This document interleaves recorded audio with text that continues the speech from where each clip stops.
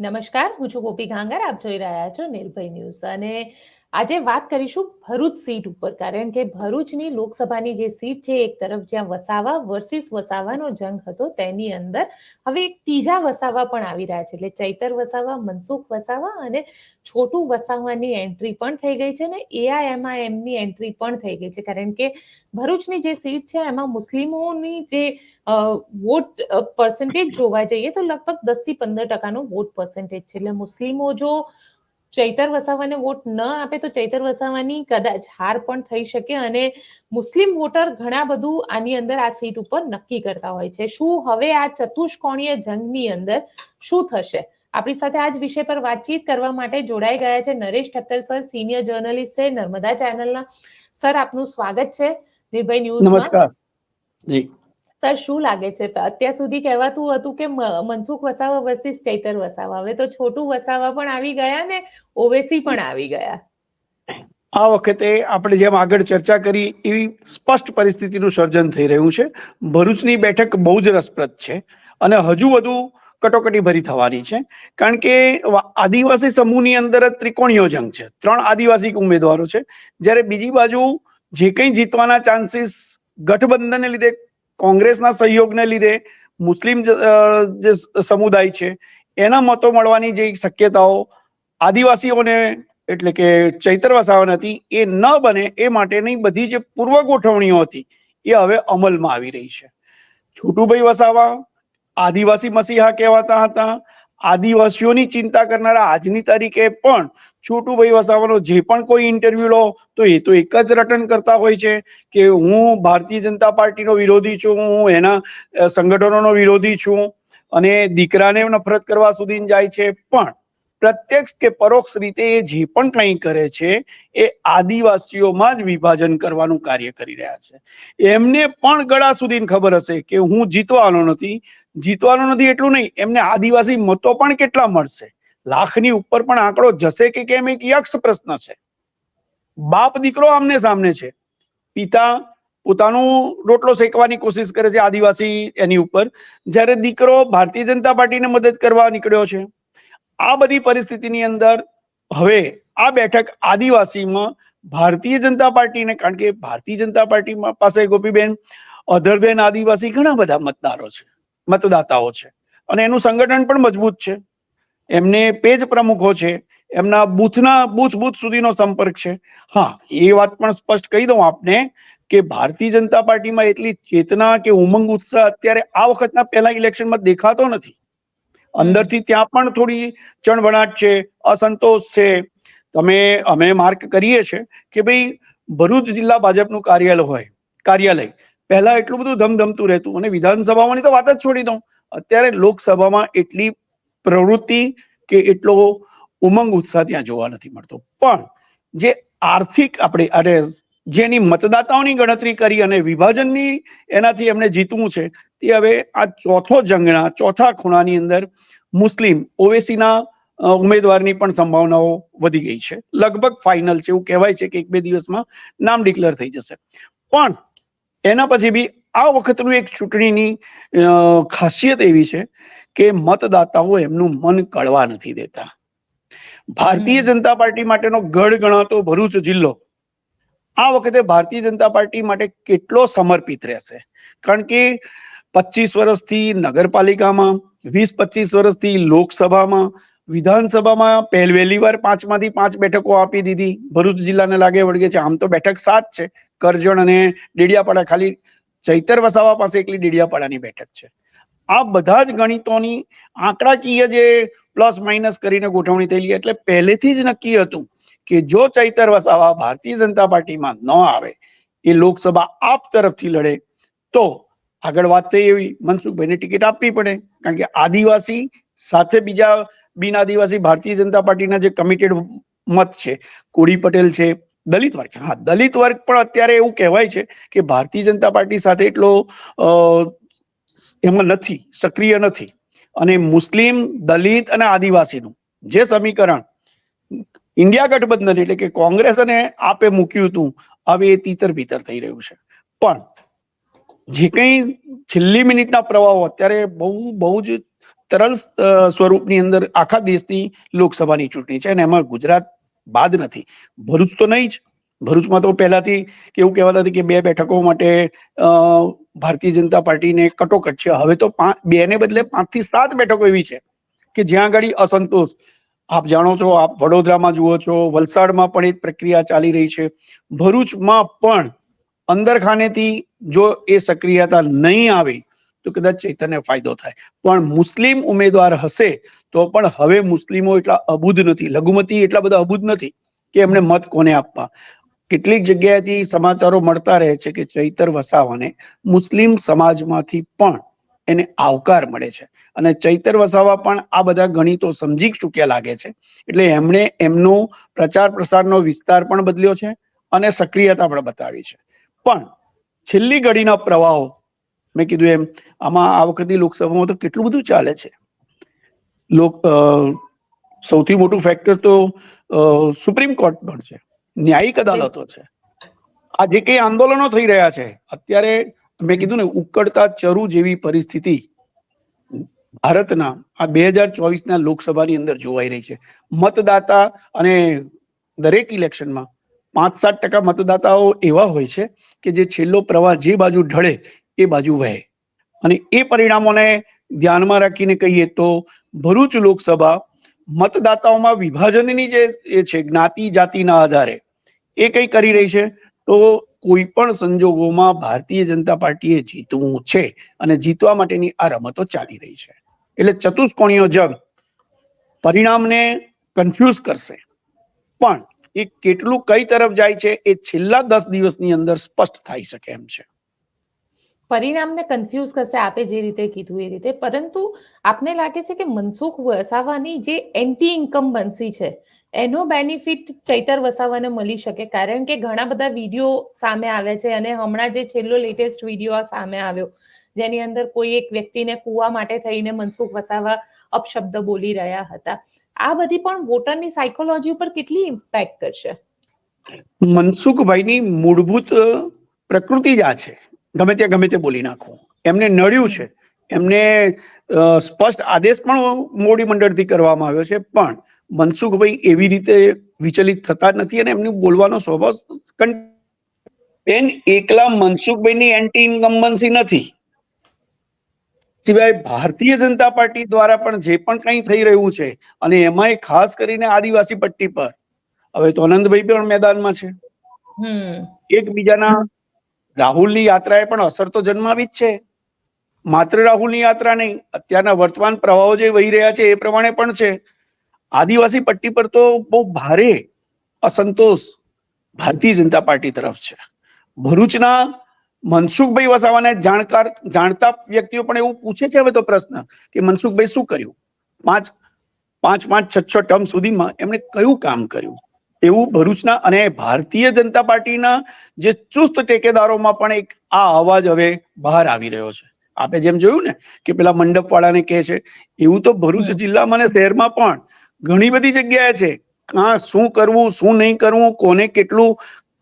કેટલાક વર્ષથી સાહેબ એક હત્તું સત્તા ચાલી રહી છે અને અત્યારનું જે સંગઠન ચાલ્યું છે ને, તો સંગઠન સામે પણ ભારતીય જનતા પાર્ટીમાં જ આંતરિક અસંતોષ વ્યાપી રહ્યો છે. પણ બધા જ વેઇટ કરી રહ્યા હતા કે લોકસભા આવી છે એટલે અટકી જાઓ, લોકસભા પછી શું. બાકી મનસુખભાઈ સામે એન્ટી ઇન્કમ્બન્સી એટલી જ છે. માત્ર જો કોઈ કમિટેડ એવું હોય કે હિન્દુત્વવાદી હોય કે ચુસ્ત પેલા સમર્પિત જે વર્ગ છે એ અત્યારે કદાચ એટલો હાલ્યો નથી, પણ બીજા બધામાં ઘણી ચિંતા અને ચિંતન બંને ભારતીય જનતા પાર્ટી માટે ચાલી રહ્યું છે. એટલે મનસુખભાઈની એન્ટી ઇન્કમ્બન્સી ઉપરાંત પણ ઘણા બધા ફેક્ટર્સ છે કે ભારતીય જનતા પાર્ટીને નુકસાન કરી શકે એમ છે. આ વખતે કોમવાદ નથી, કોમવાદના બદલામાં આ વખતે એકલું રામ નામ પણ એટલું નથી ચાલ્યું. છે, એના પણ સમર્પિત રામ ભક્તો પણ છે, મોદી ભક્તો પણ છે, પણ એ સિવાય પણ નેગેટિવ ઇફેક્ટ આ વખતે ભારતીય જનતા પાર્ટીને થોડી નડે એવું બહુ જાહેરમાં દેખાઈ રહ્યું છે. ઉમંગ ઉત્સાહ ન હોવો, ઘણા એવું બોલવું કે નાટોને આપીશું પણ અમે ભાજપને નહીં આપીએ. ઘણા એવા છે કે અમે તો આ પાર કે પેલે પાર, પણ કમળને સમર્પિત છે. આ પરિસ્થિતિ ચૈતર વસાવાને ક્યાંક ફાયદો પણ કરે એવું છે, મનસુખભાઈ વસાવાને કે ભાજપને નુકસાન કરે એવું પણ છે. કારણ કે એમને કઈ મૂડી લઈને જાઓ. મોદી સાહેબની આપને આજે કહી દઉં, એક પત્રકાર છું, અહીંયા 30 વર્ષથી છું. મેં મોદી સાહેબના પ્રચાર પ્રસાર માટેની જયારે પ્રેસ કોન્ફરન્સ ભરૂચ જિલ્લામાં કરવામાં આવી, ત્યારે ભરૂચ જિલ્લા સંગઠનને માનનીય સાંસદ શ્રી મનસુખભાઈને અને 5 ધારાસભ્યોનું કીધેલું કે તમે ભરૂચ જિલ્લાના કામોનું એ લઈને મારી પ્રેસ કોન્ફરન્સ કરો. નથી કરતા. પ્રેસ કોન્ફરન્સની ક્યાં વાત કરો છો સાહેબ? આપને એટલો બધો બહિષ્કૃત ગણે છે, ખબર નહીં હવે ઓવેસી આવે ને પછી શું થાય ને શું નહીં. મીડિયાની અંદર આપ સાથે જો પત્રકાર પરિષદ કે કંઈક ચર્ચા વિચારણા કરવાની હોય તો બી ભારતીય જનતા પાર્ટીએ કહેવાય છે, એમને આંતરિક એવો આદેશ આપવામાં આવ્યો છે કે પૂછ્યા વગર કોઈ પણ સંગઠનના કોઈ પણ નેતાએ કોઈ પણ પત્રકાર સાથે વાતચીત કરવી નહીં. જો આ સત્ય હોય તો બહુ શરમજનક છે. અને જેમણે કર્યું હોય, આપણે એકલા મનસુખભાઈને શા માટે પૂછીએ? આખા ભારતીય જનતા પાર્ટીને. અરે સર, ભરૂચ જિલ્લા નહીં, આખા ગુજરાતમાં આ પરિસ્થિતિ છે. અમે તો સૌથી વધારે આ પરિસ્થિતિને ફેસ કરીએ છીએ. હા, એટલે એ ભરૂચ જિલ્લો એમાં આવી ગયો છે. એ કેસરીયો ગઢ હતો, પણ હવે એને ગઢ કેટલો કહેવો એક પ્રશ્નાર્થ છે. પ્રજા પૂછે છે ને કે તમે કર્યું શું, ક્યાં કર્યું, કેટલું કર્યું. એક પત્રકારે તો અમને પૂછ્યું કે મનસુખભાઈને પૂછો. મેં કીધું ભાઈ અમે શું કામ પૂછીએ, તમે પત્રકાર છો, પૂછો. એમણે ભરૂચ પર ટ્રેનના સ્ટોપેજ કેટલા અપાવ્યા, કેટલા અગત્યના કામ કરાવ્યા. અરે એમણે ગ્રાન્ટ કેટલી વાપરી એ પણ પ્રશ્ન છે. એમણે જ્યારે પ્રચાર પ્રસારમાં જાય તો માત્ર એક ચહેરાની મોદી સાહેબે ઘણું બધું કર્યું છે, આખા દેશ માટે કર્યું હશે. પણ ભરૂચ જિલ્લાને આજે એક પ્રશ્ન એવો છે કે એ પેલા એની સિટીમાં દાહોદની સમાવેશ થયો, પણ ભરૂચ નથી. ભરૂચ માટે એવું કહેવાય છે કે મનસુખભાઈનું સમર્પણ એટલું મળ્યું નથી, રહ્યું નથી, અને એવા કોઈ મોટા કામો બોલતા નથી. કદાચ રાજ્ય સરકાર કેન્દ્ર સરકારના જે ધારાધોરણો પ્રમાણે થતા હોય તે થાય. અત્યારે ખેડૂતોના પ્રશ્નમાં ક્યાં કશું બોલી શકે છે મનસુખભાઈ? મનસુખભાઈ જે તે સમયે બોલેલા, એમણે ફેવર કરેલી, પણ ના કેન્દ્ર સરકારે સાંભળ્યું ના રાજ્ય સરકારે સાંભળ્યું. અત્યારે પણ આટલા બધા એમના બહિષ્કારના આંદોલનો પછી પણ ભારતીય જનતા પાર્ટી સળવડી હોય કે જાગી હોય એવું દેખાયું નથી. એટલે આ બધી જ અસરો આ વખતની 2024ની લોકસભાની ચૂંટણીમાં જોવા મળશે. અને એટલે જ બહુ પરફેક્ટ પ્લાનિંગ કેન્દ્રીય મોવડી મંડળથી પણ થયું છે. એને એવું કહેવાતું હતું ગુજરાત તો સેફ હતું ને ગોપીબેન. અમિતભાઈ અને મોદી સાહેબનો ગઢ કહેવાય ને, ઘરનું કહેવાય. તો કેમ ચૂંટણી પાછળ ગઈ? બાકી એવું હોય કે ભાઈ સલામત પહેલું એકઠું કરી લો અને પછી બહાર લડો, જ્યાં કઠિન બેઠકો હોય. એને બદલે આ વખતે ગુજરાતની લોકસભાની બેઠક મે સુધી ગઈ ચૂંટણી, અને બીજા બધા, અને એ બધા જ એ લોકોને કોઈ કશું જ છૂપું નહોતું. દેશ સુધી, રાજ્ય સુધી બધાને જ ખબર હતું. અત્યારે પણ આપ જાણો છો કે ખરેખર સત્તા કોની ચાલે છે ગુજરાત રાજ્યમાં. એ ભરૂચને નથી ખબર, વડોદરાને નથી ખબર, આખા ગુજરાતને ખબર છે કે કોણ સરકાર ચલાવે છે. અને જ્યારે સરકાર કોઈ પક્ષ ના ચલાવતું હોય, કોઈક એક ગઠબંધન, કોઈક એક વિભાગ ચલાવતો હોય, કઈ પ્રજાને કશું મળતું ના હોય તો ક્યાં જાય? એટલે આ પરિસ્થિતિનો અત્યારે એન્ટી ઇન્કમ્બન્સી માત્ર મનસુખભાઈને નહીં, મનસુખભાઈને એટલા માટે છે કારણ કે મનસુખભાઈ પેલું ચૂંટણી ટાણે સક્રિય થતા જીવ હતા, હજુ બી છે. અને એનું નુકસાન એમને પણ કદાચ ખબર હશે. એમની કઈ કારકિર્દી, રાજકીય કારકિર્દી નાની સૂની નથી, પણ એ કેટલું બદલાવું એ એમના પર છે. માત્ર એક એની અંદર બેસી રહી રેસ્ટ હાઉસમાં કે કોઈ એની અંદર મિટિંગો કરવી, કાર્યક્રમો કરવા, જાહેર કાર્યક્રમોમાં જવું, સરકારી કાર્યક્રમોમાં જવું, 2-4-5 એના હોય, સોશિયલ વર્ક હોય તો બતાવવા, ઉદઘાટનો. સાહેબ, પ્રજાએ જોયું છે, ભરૂચ જિલ્લાની પ્રજાએ એકના એક ઉદઘાટન 3 વાર થયા છે.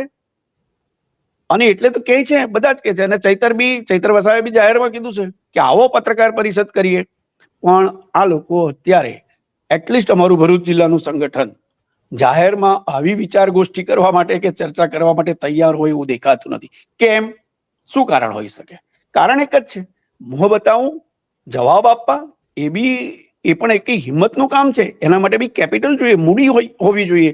આ કર્યું, પેલું કર્યું, કેટલું થયું, કેટલાક કામો એવા અધૂરા મુકાઈ ગયા છે.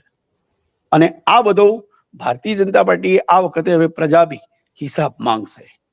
પણ अच्छा प्रजा એ भी બધું जी जी सर જી એ બધું એ જાણતા હોવાને કારણે હવે પોઝિટિવ નહીં નેગેટિવ વે પર પણ ભરૂચ જિલ્લામાં તો ભાજપે જીતવું પડે, એટલે આ વિભાજન ચતુષ્કોણીય જંગ એ યોગાનુયોગ નથી થયો, ગણતરીપૂર્વકનો થઈ રહ્યો છે. હવે આ ગણતરી ભરૂચ જિલ્લાના 17-18 લાખ મતદાતાઓના મગજમાં કેટલી ઉતરે છે, મીડિયા કેટલું ઉતારી શકે છે, એ પોતે બી કેટલા લાગણીઓને ઉપરવટ જઈને વાસ્તવિકતાને અનુસરીને કોણ કેટલા મત આપે છે, એ મેં કહ્યું ને એમ, અને એ પ્રવાહ છેલ્લા દિવસોમાં બહુ જ ભલે ભૂગર્ભમાં ચાલતો હશે પણ સ્પષ્ટ થઈ જશે. અને કંઈક તો અણસાર એવા છે કે ચમત્કારિક પરિણામો પણ મળી શકે છે. એવું નથી કે વન સાઇડેડ ગેમ નથી. વન સાઇડેડ ગેમ ગુજરાતમાં બી નથી.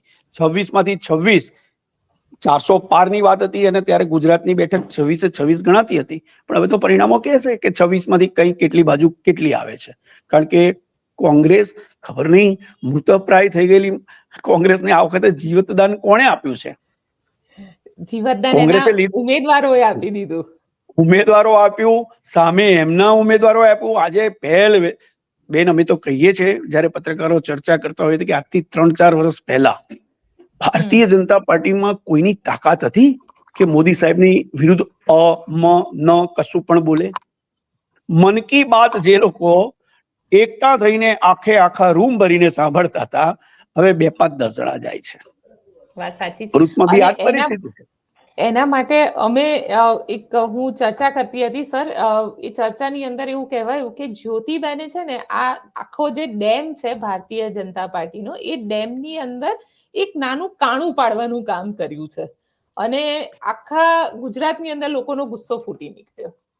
પણ બેન જ્યોતિબેન નિમિત્ત બન્યા છે. આવી હિંમત ઘણી બધી જગ્યાએ થઈ રહી છે અને હજુ થશે. હજુ આવા તો દો. હવે કદાચ ચૂંટણી જાહેર થઈ ગઈ અને એનું એ આવી ગયું, પણ મતદાન જેમ જેમ નજીક આવતું જશે તેમ તેમ આ જુઓ ને રૂપાલા સાહેબ સામે કોણ બોલતું હતું? બિલકુલ. શું પરિસ્થિતિ થઈ? સમાજ આખા વિરોધમાં આવ્યો છે. એટલે મેં તો એક સમાચારમાં લખ્યું હતું કે પહેલા રાહુલજી કોંગ્રેસને હરાવતા હતા, હવે ભાજપને પણ ભાજપના જ નેતાઓ હરાવશે. કારણ કે વાણી અને એની પર તો કંટ્રોલ રહ્યો નથી. કરપ્શનમાં હવે હું કોઈ કહી નથી શકતું કે નિષ્કલંક છે. બધા બહુ સમાચારો વહેતા થાય છે, બધી જ રીતે જોવાઈ રહ્યું છે. અને આ પણ મુદ્દો બનશે. કેજરીવાલ કદાચ ગુજરાતમાં નથી ચાલતા, પણ ગુજરાતના કેટલા, અમે એક બુદ્ધિજીવી વ્યક્તિની સાથે ચર્ચા થઈ તો એણે કીધું, એક ડોક્ટર લેવલના માણસે કીધું કે યાર આ તો ખોટું, યાર કેજરીવાલના આવી રીતે પૂરી ના દેવો જોઈએ. એટલે દરેક વસ્તુ ઉપર દરેક મતદાતાની નજર છે અને એ બી કમિટેડ મતદાતા પણ હવે બોલતો વિચારતો થયો છે. બેન બહુ સ્પષ્ટ કહી દઉં, ભારતીય જનતા પાર્ટીની સમર્પિત જે લોબી હતી ને એનું પણ માઇન્ડ અત્યારે દ્વિધાવાળું ડ્યુઅલ થયું છે. લેફ્ટ રાઈટ વિચારી રહ્યું છે. એને પણ માર્કેટમાં જવાબ આપવો અઘરો પડે છે. કોઈ દલીલ કરવા બેસે તો એ સામે દલીલમાં નથી ઉતરતા, સ્થળ છોડીને જતા રહે છે. અને આ પરિસ્થિતિ ભરૂચ જિલ્લામાં પણ છે. ખાલી અંતર્ગત જે વર્તુળો છે અને એની અંદર મેં કીધું એવું કે આને આપો, આને કાપો અને આપણે જીતો. આ સમીકરણ ઉપર ભરૂચ જિલ્લાનું રાજકારણ વધારે ચાલી રહ્યું છે. કારણ કે એ સીટ ચૈતર વસાવાએ એને પડકારજનક બનાવી દીધી છે. અને ચૈતર વસાવાને આપ જોજો મીડિયામાં કોઈ ગપ્પા ગોટાળા કશું જ નથી. બોલ્ડલી એ જવાબ આપે છે. એક ટીવી ચેનલ ઉપર એમણે બહુ કોશિશ કરી કે થોડા ઉશ્કેરાઈને બોલે, એ નથી બોલ્યા. અને આ મનસુખલાલ જો કોઈ કહે તો એ ઉકળી પડે, એ ગમે તે વરસી પડે, એ છે. બિલકુલ. એટલે જ તો રાજનીતિમાં એમને પોતાના જે સામે પ્રતિસ્પર્ધી છે તેને ગધેડા જેવા શબ્દ કહી દીધા. બહુ અરે એમણે જે કર્મચારીઓ જોડે વિભત્સ શબ્દોમાં વાતો કરી હતી એ ભરૂચ જિલ્લો કે લોકસભાના મતદાતાઓ ભૂલ્યા નથી. પણ એમને મેં કીધું ને કે એક હકારાત્મક વાત એમને મદદ કરતી રહી છે. બાકી સાહેબ મનસુખભાઈએ પણ આ 6 ટર્મ સુધી એમના જૂથના કહેવાતા 5-15 ને જ સંતોષ આપ્યો છે. પ્રજાને સંતોષ આપવામાં એ ઉણા ઉતર્યા છે. હા, એમણે ડિબેટ કરવી હોય તો આવે, બેસે, ચર્ચા કરી શકાય એવું છે. આવે બધા સાથે. કેમ બધા મીડિયાને નથી બોલાવતા? બોલાવે, ગોપીબેનને બોલાવે, બધાને બોલાવે અને ગ્રુપમાં વાત કરે. પણ આ પરિસ્થિતિ હવે નથી રહી. હા, મોદી અચ્છા, સાહેબના પ્રચાર પ્રસાર. ના ના, જી, આપ પૂરી કરો એટલે પછી આગળ સવાલ પૂછો. મોદી સાહેબના પ્રચાર પ્રસાર કરવાનું અત્યારે તમને એક વાત કહી દઉં. ઘેરે હમ. ઘેરે જે લાભાર્થી છે ને, લાભાર્થી, એ લાભાર્થીઓને ઘેર ઘેર મળવા જવાના આદેશ કેન્દ્રમાંથી આવ્યા છે, રાજ્ય સરકારમાંથી આવ્યા છે. એ ખુદ આપને ખબર હશે કે માનનીય મુખ્યમંત્રી શ્રી પણ હવે લાભાર્થીને મળવા ઘરે જતા થઈ ગયા. કેમ તમારે લાભાર્થી સુધી જવું પડ્યું? એ લાભાર્થી તમારા કાર્યાલય સુધી કેમ નથી આવતો? કાર્યાલયો બનાવી દેવાથી, જિલ્લા મથકે કાર્યાલયો બનાવી દેવાથી બેન, કાર્યકર્તાઓ અથવા તો મતદાતા છે એ એમના આંગણે નથી જતો. કાર્યાલયો ખુલ્યા ખરા, ત્યાં માણસો કેટલા છે, કોણ નોકરી કરે છે, કોણ સેવા આપે છે? ખાલી જ્યારે ચૂંટણી આવશે ત્યારે 5-7 દિવસો ધમધમતું થશે, પછી પાછું વેરાન. આજની તારીખે પણ અમારા મનસુખભાઈએ ભરૂચ શહેરમાં, જે ભરૂચ જિલ્લાનું મુખ્ય મથક છે, કયું કાર્યાલય શરૂ કર્યું છે? ભુલાવ ગેસ્ટ હાઉસમાં બેસી રહેવાથી જ જો જિલ્લો ચાલતો હોય તો કોઈએ કશું કહેવાનું રહેતું નથી. નહીં ગમે આ બધું પત્રકારો બોલે છે તો એમને નથી ગમતું. ભરૂચમાં પત્રકારોના નામે એક એવો વહેતો કરી દીધો છે કે એ તો બોલ્યા કરે, આપણે સામે કોઈ જવાબ આપવાનો નહીં. કારણ કે આપણને જીતાડનાર મીડિયા નથી, આપણને જીતાડનાર એક ચહેરો છે. પણ એ ચહેરો પણ કેટલું બચાવશે, હવે પ્રશ્ન છે. અને એ સમય આવ્યો. 100% સાચી વાત. કારણ કે અત્યારે જે રીતની પરિસ્થિતિ ઉદ્ભવી છે, જે રીતની પરિસ્થિતિ ભારતીય જનતા પાર્ટીની અંદર છે, કારણ કે જ્યારે એમને સવાલ કરીએ તો ભાજપને ગમતો નથી. પત્રકારનો કોઈ સવાલ ભાજપને ગમતો નથી જો એની વિરુદ્ધમાં હશે તો. સવાલ એ તમને પૂછી રહી છું, કારણ કે આદિવાસી પટ્ટો જે આખો છે, કારણ કે એ અંબાજીથી લઈને ઉમરગામ સુધીનો આખો આદિવાસી પટ્ટો, આ આદિવાસી પટ્ટાની અંદર તમને શું લાગી રહ્યું છે કે આ જ ઇમ્પેક્ટ જે છે એ બધી જ જગ્યાએ જોવા મળશે? કારણ કે એવું કહેવાય રહ્યું છે કે ધવલ પટેલની વિરુદ્ધમાં પત્રિકા કાંડ શરૂ થઈ ગયો, લેટર કાંડ આવી ગયો, ત્યાં અનંત પટેલ ઘણા સ્ટ્રોંગ કેન્ડિડેટ તરીકે આવ્યા છે અને એ કોંગ્રેસના સ્ટ્રોંગ કેન્ડિડેટ તરીકે ચાલી રહ્યા છે અને જબરજસ્ત ફાઇટ આપી રહ્યા છે. જે રીતે ચૈતરભાઈ અહીંયા ફાઇટ આપી રહ્યા છે, એવી રીતે અનંતભાઈ ફાઇટ આપી રહ્યા છે. તમને શું લાગે છે, તમારું કેલ્ક્યુલેશન શું કહી રહ્યું છે કે આદિવાસી પટ્ટાની અંદર જે કોંગ્રેસની વોટ બેંક 22ની આ ચૂંટણીમાં હટી ગઈ હતી, એ કોંગ્રેસને પાછી મળી શકશે? સંભાવનાઓ બહુ સ્પષ્ટ છે, સારી દેખાય છે. કારણ કે એક મેં કીધું ને, આંતરિક જાગૃતિ અને ચેતના જુએ છે ને, હવે બધા જ જુએ છે. ઘણાને ખબર છે અને મુદ્દા હવે યુટ્યુબ થકી, એ મીડિયા થકી પણ બહાર આવી રહ્યા છે. કદાચ મેઇન સ્ટ્રીમ મીડિયામાં એટલું નથી થતું, એટલે એનો એ ખરેખર કદાચ એ લોકશાહી માટે સારું પણ થઈ રહ્યું છે. લોકશાહી માટે કદાચ થોડું 5-15% નુકસાની હશે, પણ આ જે પ્રવાહની જાગૃતિ થવા પાછળનું કારણ હોય તો એ આપણું જાગૃત મીડિયા છે. પત્રકારો બોલે છે એમને નથી ગમતું, પણ ચેતનાનો સૂર અને સ્વર એ એમને સળવળાટથી એને એક્ટિવ કરી રહ્યા છે. અને આ પણ તમને એ જોવા મળશે. ખાલી આપણે બધા જ જાણીએ છીએ @EVM. બાકી સાહેબ, આનું પરિણામ આદિવાસી પટ્ટી પર બહુ ક્લિયર કટ જોવા મળશે 2024ની ચૂંટણીમાં. અને એની ચિંતા કેન્દ્રમાં એટલે દિલ્હીને પણ છે અને ગાંધીનગરને પણ છે. પણ કોણ બોલે, સિંહના મોઢામાં હાથ નાખીને દાંત ગણવા કોણ જાય બેન? અને એ પણ આ બધી પરિસ્થિતિ જોતા હું સાંભળું છું, બધા જ એની પર આપણા સમાચારો, એ મેઇન સ્ટ્રીમ મીડિયા હોય કે યુટ્યુબ ઉપર હોય, પણ ખરેખર અમે આગળ એક શબ્દ કીધું ને, કે આજથી 3-4 વર્ષની જ વાત કરો, વિધાનસભા વખતે બી મોદી સાહેબ માટે કોઈ નેગેટિવ કશું બોલતું હતું? હવે વિચારતા થયા, બોલતા થયા, વિચારતા થયા, એમને મુદ્દા મળ્યા અને એનું જો પરિણામ મત વખતે મળ્યું તો પરિણામો બદલાઈ જાય. અને આગળ કહ્યું છે એમ કે ઇન્દિરાજી હાર્યા હતા, વાજપેયીજી વખતે સાઇનિંગ ઇન્ડિયામાં ભાજપ હાર્યું હતું, 2 બેઠકો વાળું 200 ઉપર, 300 ઉપર, 400 પર પાર જવાની વાત કરી છે. તો સંભાવનાઓના ગણિત, પ્રોબેબિલિટી બધી બાજુ ઇક્વલ હોય.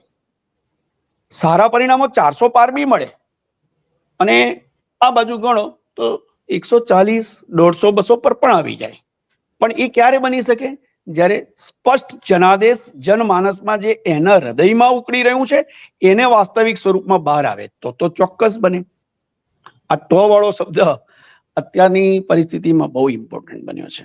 અને એટલા જ માટે હંમેશા કહેતા રહ્યા છે અને હજુ બી કહીએ છે કે ચૂંટણી આ વખતે તો બહુ લાંબો ગાળો મળ્યો છે દેશને 2024 માટે. આવી લાભદાયી બને છે કે નુકસાન કરતા એ પણ સમય નક્કી કરશે. પણ પ્રવાહો ચારે તરફ પેલા દરિયામાં મોજા આવે ને પેલી ભમરી કહીએ ને એવી પરિસ્થિતિ અત્યારે રાજકીય ભમરીની પરિસ્થિતિ સર્જાઈ છે. હવે કોનો ભોગ લે છે અને કોને ફાયદો કરાવે છે એ 2024 પરિણામો બધું બહુ નક્કી કરવાના છે. દેશની લોકશાહી પદ્ધતિ નક્કી કરવાનું છે, શાસન નક્કી કરવાના છે, કોને શું જોઈએ છે એનો ગણિત મતદાતા માંડીને બેઠો છે. જે લોકો મેં જોયા છે એવા કે જે લોકો બહુ ચુસ્તપણે સમર્પિત થઈને વાતો કરતા હતા એ બી કન્ફ્યુઝ છે. અને આ કન્ફ્યુઝન મતદાન સુધી જો પ્રબળ બન્યું તો પરિણામ બદલાઈ જાય. ભલે પછી સ્ટ્રેટેજિકલ એવી ગણતરીઓ ગોઠવાઈ હોય કે 17 લાખમાંથી આટલું મતદાન થાય, આમાંથી આટલું થાય. હજુ કહું છું મતદાન કરાવવું બી પડશે પાર્ટીએ. પણ એવું છે ને કે મને શું આ બધાને લાંબા સમયથી જે 10 વર્ષનું ડબલ એન્જિનની સરકારમાં ભારતીય જનતા પાર્ટીના કાર્યકર્તાઓએ વેઠવાનું આવ્યું છે બધી બહુ રીતે સાહેબ. ભારતીય જનતા પાર્ટીના કાર્યકર્તાને એટલું મહત્વ નથી મળ્યું જેટલું કોંગ્રેસમાંથી આવનારાઓને મળ્યું. એક પરિબળ છે એટલે એમનું પણ મોરલ તૂટ્યું છે. જે ખરા હોદ્દાના દાવેદારો હતા, હકદારો હતા, લાયકાત ધરાવતા હતા. હવે આપ નીતિનભાઈની પરિસ્થિતિ જુઓ. નીતિનભાઈ ગુજરાત માટે શું નથી કર્યું? બધું મળ્યું હશે, ઘણું બધું કર્યું હશે, એની બી ના નહીં, પણ એ સમર્પણનું શું? હવે પુરુષોત્તમ રૂપાલાજી કે અને ક્ષત્રિય સમાજ વર્સિસ પટેલ સમાજ આમને સામને આવી જાય. કરુણા છે આ લોકશાહીની, આ ગુજરાતની, આપણા દેશની. અને પત્રકારો એ પણ હવે એમની બી સહિષ્ણુતાની કદાચ થોડી હદ આવે છે. એ કહે છે, બોલે છે, એ ડરતા નથી, પણ એમને ઘણું ગમતું પણ નથી જે કંઈ થઈ રહ્યું છે એનાથી. એટલે એમણે અભિવ્યક્ત કરવું પડે ને અભિવ્યક્તિની આઝાદી આજ દિન સુધી તો છે. અચ્છા સર, છેલ્લો સવાલ તમને પૂછી લઉં, કારણ કે ચર્ચા જબરજસ્ત રીતે થઈ રહી છે. વડોદરામાં રંજનબેન ભટ્ટને બદલ્યા, સાબરકાંઠામાં ભીખાજી ઠાકોરને બદલ્યા, અને એક ચર્ચા એવી પણ સોશિયલ મીડિયા ઉપર થઈ રહી છે કે મનસુખભાઈને પણ બદલી શકે. આને લઈને આપનું શું માનવું? ના, મનસુખભાઈને બદલવાની આજની તારીખે કોઈ શક્યતાઓ ભારતીય જનતા પાર્ટીમાં અમે નથી જોતા. અને એનું કારણ બી બહુ સ્પષ્ટ છે કે આદિવાસીમાં બીજું કોઈ એવું કહેવાતું હતું કે 100 વ્યક્તિ હોય એ પોતાને આગળ કોઈને જવા જ નથી દેતા રાજકારણમાં. એવી રીતે મનસુખભાઈએ પણ કોઈને આદિવાસી પટ્ટી પર આગળ આવવા નથી દીધા. 3-4 નામ હતા, મોતીસિંહ વસાવા હતા, અહીંયા અમારા ડોક્ટર ભરૂચના સ્થાનિક હતા, એ હતા. પણ ના, મનસુખભાઈ માટે હવે બદલાવાના ચાન્સીસ માંડ કદાચ 1-2% હોય તો. કારણ કે એમણે દિશા બતાવી દીધી આપણને, મીડિયાને ખબર પડી ગઈ કે કેવી રીતે જીતવા માંગે છે. મનસુખ વસાવા તો છે જ, પણ લઘુમતી મત તોડો, આદિવાસીમાં વિભાજન કરો, એકને ભારતીય જનતા પાર્ટીમાં લઈ આવો. બાપ બેટાને છૂટા પાડવાનું કામ કરે છે રાજકારણ. પછી ક્યાં જવાનું? તો મતદાતા તો રહ્યો છે. છોટુભાઈ પણ આવી ગયા ને મેદાનમાં. દિલીપ વસાવા છોટુભાઈ બી મેદાનમાં આવી ગયા. હવે વિચાર કરો, આપણે પહેલા એવું કહેતા હતા કે જેના પિતાજી સ્વર્ગસ્થ અહેમદભાઈ પટેલ, એમણે એમની હાર જોઈ અને આંતરિક સ્થિતિ જોઈ ભરૂચ જિલ્લાની, એ પ્રવાહ પછી ક્યારેય લોકસભા લડવાની ઈચ્છા વ્યક્ત ના કરી. બરાબર છે. અને એમનો દીકરો અને દીકરી કઈ મૂડી ઉપર લડવાની વાત કરે. પણ એટલે રાજકારણે એ ત્યાં પણ બધું જ ગોઠવી દીધું. અને સત્તા આગળ શાણપણ નકામું. અને આપણે સમર્થકોની દોષ ઘુસાઈ, આ સમર્થવાન છે એટલે બધું કરે છે. પણ બધાનો જ હિસાબ કિતાબ એક દિવસ થાય છે. કર્મનું ફળ કોઈને છોડતું નથી એવું આપણે એક ધારાસભ્ય શ્રી પાસે મેં સાંભળ્યું કોંગ્રેસના, અને બધાને સરખું લાગવું પડે છે. મનસુખભાઈને બદલવા જાય ને તો બુમરેંગ થઈને વાગે. કારણ કે કેમ નહીં બદલાયા મનસુખભાઈ? કારણ કે કેન્દ્ર સરકારની પાસે જે કઈ માહિતી હતી એના પ્રમાણે એવું હતું કે જો મનસુખભાઈને બદલે તો આખી આદિવાસી ધરી એક થઈ જાય. એમની પાસે સારામાં સારો વિકલ્પ હતો અને એ વિકલ્પ પૂરી રીતે ચકાસાયેલો. એની પણ તૈયારીઓ કરવાનું કહેવાયેલું પરોક્ષ રીતે, પણ એ છૂટી ગયો. કારણ કે એક કરંટ એવો મળ્યો કે જો મનસુખભાઈને, કારણ કે આદિવાસી છે પણ ચૈતર વસાવા બી ગાંજ્યા જાય એવા નથી. કદાચ પહેલી વાર મનસુખભાઈની સામે પહેલા આપને કદાચ હિસ્ટ્રી ખબર હશે, નહીં હોય, કે ભરૂચમાંથી જયેશ પટેલ ઉભા રહેતા હતા, પેલા ભાઈ ઉભા રહેતા હતા, લઘુમતી. જ્યારે લઘુમતી ઉમેદવાર ઉભો રહ્યો ને બેન, ત્યારે ભારતીય જનતા પાર્ટીને જીતવા માટે ભરૂચ જિલ્લાની બેઠક સંસદની બહુ સરળ બની ગઈ. એટલે બધું નસીબ જો કે મનસુખભાઈને મળતું હતું. ભારતીય જનતા પાર્ટીનો કેસરીઓને ભગવો પણ ખરો, પણ એ ઉમેદવારો એમને સામે સક્ષમ નતા મળતા. આ વખતે ચૈતર વસાવા એટલે વસાવા લોબી પર પ્રભુત્વ ધરાવતો, એને મેં જોયા છે, પગે લાગતા જોયા છે લોકોને. મનસુખભાઈની કઈ એટલી ઉંમર નથી, વડીલ નથી. છોટુભાઈને પગે લાગે તો સમજાય કે સાહેબ કહે છે ને સાહેબ છે, પણ યંગ બ્લડ પણ મેં મારી આંખેથી જોયું છે કે ચૈતર વસાવાને નમન કરે છે. અને ચૈતર વસાવા એ પટ્ટાવાળો હોય કે ગમે તે હોય, એની સાથે ઉભો રહીને પણ ફોટો પડાવી અને પ્રેમના ભાગીદાર બને છે. આ મનસુખલાલને તકલીફ આપી શકે છે, પણ મનસુખલાલના બદલાવાના ચાન્સીસ એટ ધીસ એમાં તો શક્ય નથી. કારણ કે તો ચૈતર માટે લાલ જાજમ થઈ જાય, અને લાલ જાજમ ભાજપ એટલું સરળતાથી બિછાવે નહીં. ચલો સર, આપ અમારી સાથે જોડાયા અને આ સીટ ઉપરની અને આદિવાસી વોટ બેંક ઉપરની ચર્ચા આપણે કરતા રહીશું. આજે અહીંયા જ આપણે પૂર્ણવિરામ મૂકીએ. આપનો ખૂબ ખૂબ આભાર. આભાર. દાદા નરેશ ઠક્કર સર, જેમનું કહેવું છે કે અત્યારે મનસુખ વસાવાના બદલાવાના કોઈ ચાન્સીસ લાગતા નથી, પરંતુ હા એટલું ચોક્કસ છે કે ભરૂચનો જે ગેમ આખી વન સાઇડેડ દેખાતી હતી, એવી વન સાઇડેડ હવે રહી નથી. અહીંયા આગળ ચૈતર વસાવા જે છે એક સ્ટ્રોંગ સામે પ્રતિસ્પર્ધી તરીકે અત્યારે ઉભરી રહ્યા છે, અને આ ગેમ કદાચ ભારતીય જનતા પાર્ટી હારી પણ શકે. આપને અમારો આ રિપોર્ટ કેવો લાગે કોમેન્ટ બોક્સમાં ચોક્કસથી જણાવજો. અમારી ચેનલ નિર્ભય ન્યૂઝને લાઇક, શેર અને સબસ્ક્રાઇબ કરવાનું ભૂલશો નહીં. આભાર.